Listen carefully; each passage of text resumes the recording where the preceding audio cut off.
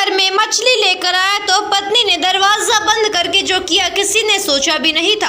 नमस्कार दोस्तों, स्वागत है आप सभी का हमारे यूट्यूब चैनल में। वारदात झारखंड के बरगांव के बोडिया टोली से निकल कर आ रही है, जहां पर संदीप नाम का एक शख्स अपनी पत्नी वीना और 4 साल 6 महीने की बेटी सिमरन के साथ रहता था। बताया जा रहा है कि वीना और संदीप की लव मैरिज थी। दोनों ने 6 साल पहले ही शादी की थी। यहाँ पर बताया जा रहा है कि पति जब घर पर मछली लेकर आता है तो पत्नी को जिस हाथ में देखता है रूह कांप उठती है और इसके पीछे की वजह जानकर हर कोई हैरान रह जाता है। यहाँ पर बताया जा रहा है कि पति अपनी पत्नी और बेटी को घर पर छोड़कर नदी पर मछली पकड़ने के लिए गया था।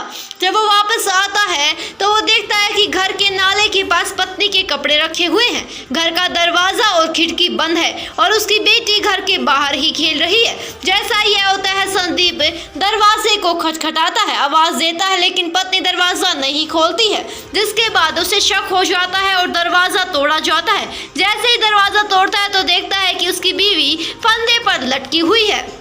तुरंत वहां पर लोग इकट्ठे हो जाते हैं और पुलिस को इसकी जानकारी दी जाती है। महिला का शव ऊपर से उतारा जाता है, उसे पोस्टमार्टम के लिए भेज दिया जाता है। पति से जब इस बारे में पूछताछ की जाती है तो एक हैरान कर देने वाली बात बताता है।